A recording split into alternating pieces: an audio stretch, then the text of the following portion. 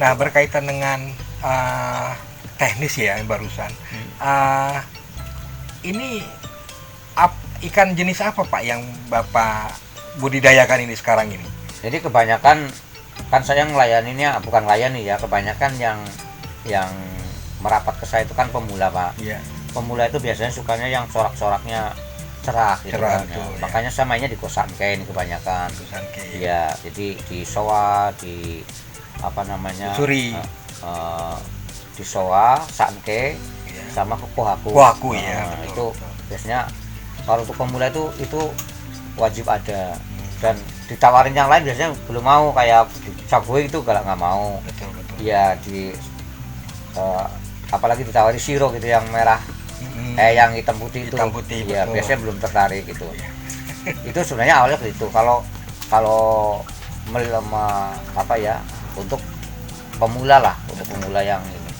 Tapi juga nggak menutup kemungkinan sih, kadang-kadang ada yang pesan kosiki gitu, ada yang nanyain kosiki gitu kan, ada yang tanya asagi gitu kan. Itu biasanya kalau orang-orang sudah tanya itu, orang itu sudah menengah, artinya pengetahuan tentang koi itu sudah bagus lah gitu. Yeah. Nah, berkaitan dengan perawatan ikan koi Pak, soalnya ini kan gampang-gampang sulit juga istilahnya. Terutama masalah air, karena tiap daerah tentunya air asam basahnya kan beda-beda Pak, istilahnya. Nah, pH-nya juga akan berbeda-beda istilahnya. Nah, ini bagaimana agar ikan itu bisa nyaman jika beralih tempat, dalam arti dibeli ataupun dijual ke orang lain itu istilahnya. Itu istilahnya apa saja yang harus disiapkan sebelum kita akan memasukkan ikan itu Pak? Apakah airnya harus diputar dulu pakai filter, ataupun istilahnya disesuaikan dulu suhunya dan sebagainya sehingga ikan akan nyaman pada saat pindah ke tempat yang baru? Iya, yang pertama perlu dilakukan biasanya kalau jaraknya jauh dan kemungkinan itu ada perbedaan suhu, yang jelas perbedaan suhu pasti ada. Itu tetap yang namanya karantina itu wajib. Karantina itu wajib, berarti artinya ikan yang baru sampai itu tetap harus dikarantina dulu. Kalau saran saya sih minimnya itu 3 hari lah kalau dari kolam filter seperti ini. Kalau dari kolam sawah itu 1 minggu. Kenapa itu sebenarnya karantina itu di samping memang untuk menyesuaikan suhu juga di kota yang baru, juga sekaligus kalau memang nantinya ada penyakit itu nanti akan terdeteksi di situ, jadi dituntaskan lah di karantina. Tidak akan nyebar ke ikan yang lain ya. Yang lain itu yang pertama. Kemudian yang kedua juga treatmentnya dimasukkan ke kolam itu juga harus dengan adaptasi dulu lah, jangan langsung dimasukkan, tapi suhunya itu kalau memang perbedaannya juga terlalu jauh itu harus disamakan dulu, artinya si air yang ada di dalam plastik itu ataupun masih dalam packingan itu tuh itu harus dinetralkan dulu dengan cara itu diapungkan ke atas kolamnya ya. Itu lebih berapa kurang, lama? Itu lebih kurang sih sekitar 2 jaman lah. 2 jaman ya.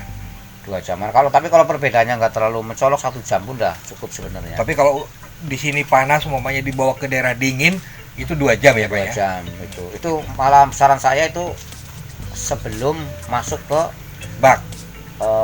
Bukan, ke karantina. Ke karantina? Iya. Oh, sebelum ke karantina masukkan dulu ke kolam yang akan dipergunakan? Iya, pokoknya ke kolam yang nantinya airnya untuk karantina. Oh, gitu. Iya. Jadi nanti kan akan langsung bersentuhan dengan air itu kan. Itu ya, betul.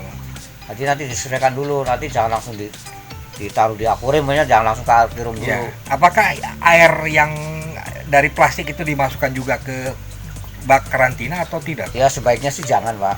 Jadi hanya diambil ikannya saja? Iya, ikan saja, tapi air yang di plastik sama di akuarium itu kalau bisa ya bersentuhan, dalam arti kontak bersentuhan itu ada penyesuaian, adaptasi lah. Betul. Jadi nanti ada penyamaan, paling selisih 1 derajat sih nggak masalah. Cuman kalau yang terlalu jauh ya? Iya, itu kadang ikannya tuh langsung stres ya. Stres.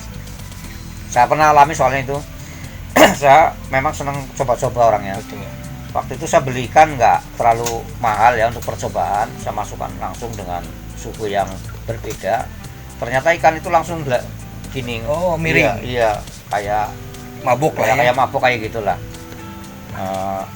memang karena ikan itu sehat mungkin jadi nggak mati, tapi itu kan riskan bahaya ya kan. Kalau mungkin lagi ada masalah ikan itu bisa mati langsung itu. Itu apalagi kalau dari sini ya jarak Bandung kan suhunya dingin ya.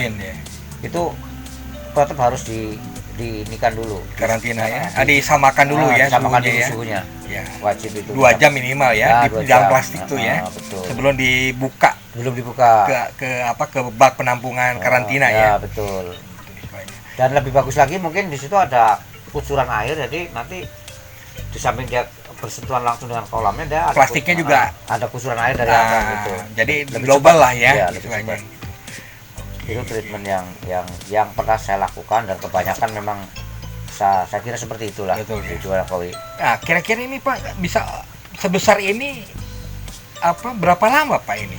Ini variasi Pak. Jadi yang namanya koi itu gennya sangat pengaruh. Kalau indukannya dari tadinya pemijahannya mungkin dari ukuran yang kecil, size yang kecil, itu juga anakannya pasti kecil Pak, nggak mau gede. Itu anunya begitu kelebihan kekurangannya, jadi dia nggak akan bohong. Tapi kalau induknya udah mumpuni, pokoknya di atas 50 up ke atas, itu anaknya juga cepat perkembangannya. Jadi dalam setahun saja itu yang saya pernah alami itu, kalau indukan yang dari 50 cm atau 55 gitulah, itu setahun tuh rata-rata 45 cm itu Pak, rata-rata perkembangannya. Karena cepat ya. Kalau untuk koi kan hitungannya size, bukan kilo Pak. Betul, size. Itu 45 cm. Jadi ya itu memang standarnya segitu. Kalau nggak sampai segitu berarti masalah gitu. Ada masalah nih, masalah di pakan, apa masalah di air, apa masalah di ikannya gitu. Nah, untuk pemberian makan sehari Pak yang baik itu berapa kali sebenarnya? Kalau pakan itu, kalau untuk pembesaran ya kan, kalau pengen cepat besar, kalau saya sih sarannya itu paling ideal itu 2 jam sekali. Ideal. Jadi 2 jam kasih 2 jam. Jadi kalau sehari itu ada 8 jam atau 12 jam berarti 6 kali gitu. 6 kali. Karena apa? Karena ikan juga perlu mencerna dan mengeluarkan kotoran kan ya. Itu 2 jam itu menurut saya paling ideal. Tapi ada juga yang 1 jam sekali, ya monggo tergantung selera. Tapi kalau makanan yang sudah saya bibis seperti ini, ini juga mempermudah pencernaan ya. Jadi saya seringnya itu malah 1 jam sekali gitu. Karena pengen digenjot kan supaya jadi ikannya bulky tapi perutnya nggak buncit gitu.